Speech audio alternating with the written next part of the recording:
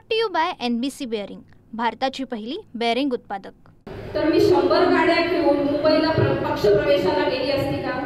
अहो, इतक्या पडत्या पावसामध्ये पक्षप्रवेश केला, 100 गाड्या, अख्खी रेड अलर्ट होता त्यावेळी, अशा परिस्थितीमध्ये मी पक्षप्रवेश केला। एवढे कार्यकर्ते माझ्यासोबत आले आणि ते म्हणतात अख्खी उभाठ इथं बसली आहे, तिथे ते व्यासपीठावर बसलेले लोक म्हणजे अख्खी उभाठ आहे का? इतक्या गर्वाची भाषा माणसाने कधीही करू नये। कुणी कोणाचा पक्ष संपवू शकत नाही, त्याच्यामुळे ह्या पद्धतीने बोलणं हे अतिशय चुकीचं आहे। आणि नेहमी म्हणतात 60,000 लोकांना तिने वाऱ्यावर सोडलं। मी 60,000 लोकांना वाऱ्यावर सोडलं नाही, तर मी या पाचोरा भडगाव मतदारसंघाच्या जनतेची सेवा करायची आहे, त्यांच्यासाठी मला चांगलं काम करायचं आहे आणि म्हणूनच मी सत्तेत आलेली आहे, म्हणून मी भारतीय जनता पक्षात आलेली आहे। मी मैदान सोडून गेलेली नाही, हे आपण लक्षात ठेवलं पाहिजे। मैदान सोडून मी पळून गेलेली नाही, सुरत मार्गे गुवाहाटीला मी गेलेली नाही, हे त्यांनी लक्षात ठेवावं। मी सन्मानाने उद्धव साहेबांना मातोश्रीवर जाऊन भेटून त्यांना सांगून भारतीय जनता पक्षामध्ये प्रवेश केला। मी माझ्या कार्यकर्त्यांचा सल्ला घेतला, मी त्यांच्याशी विचार विनिमय केला, हे सगळं करून मी भारतीय जनता पक्षात प्रवेश केला आहे। त्याच्यामुळे पुन्हा पुन्हा या गोष्टी बोलायची अजिबात गरज नाहीये। हे मी शेवटचं सांगते, माझ्यावर एक बोलले तर मी तुमच्यावर 100 बोलू शकते, हे कायम लक्षात ठेवा।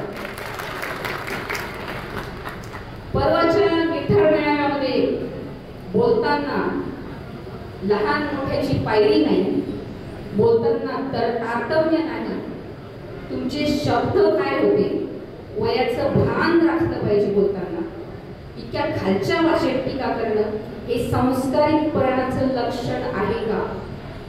पुन्हा पुन्हा सांगते, या मतदारसंघाचा इतिहास हा संस्कारित आहे, त्याच्यामुळे वॉर्निंग देते, अजूनही सुधरून जा।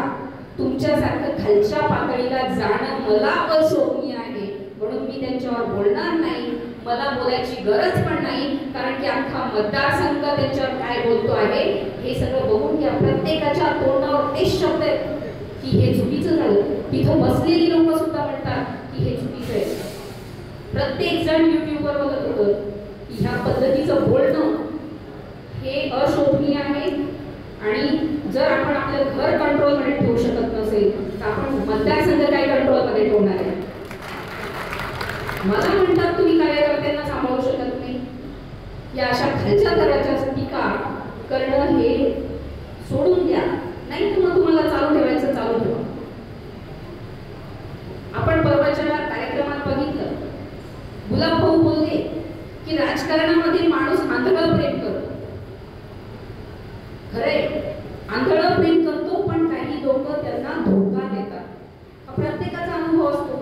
सगळेच जण काही 100% आपले नसतात, काही लोक धोका देतात। आता तसं जर आपण बघायला गेलं तर तात्यांनी सुद्धा किशोरांवर आंधळं प्रेम केलं होतं आणि 2009ला निवडणुकीमध्ये कुणी कुणाला फसवलं हे मी सांगण्याची गरज नाही, हे तुम्हाला सगळ्यांना माहिती आहे। मला वाटतं तो निर्धार मेळावा जो आहे ना, तो 70 ते 80% माझ्यावरच होता। खरे का खोटे?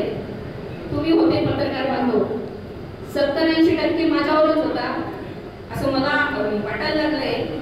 मला वाटतं रात्री पण झोपेमध्ये ताईच दिसत असेल, ताई ताई ते गुलाब भाऊ बोलले ना, कुणीच ताई ताई ताई ताई, पहिलेपासून जर ताई ताई करता भाऊ, आते ताई ताई कधीच काहीच फायदा नाही। आते तुम्ही झोपडी राहायचे 100%। हे असं जे बोलणं आहे, मला असं वाटतं ही पराभवाची भीती आहे।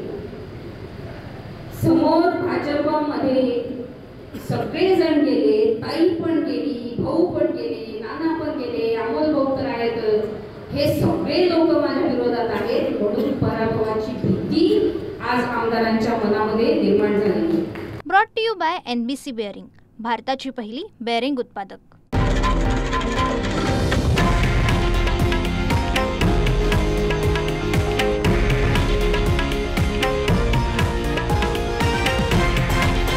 हे आहे देशातील नंबर 1 न्यूज नेटवर्क आणि आपण पाहत आहात TV9 मराठी, एकमेव.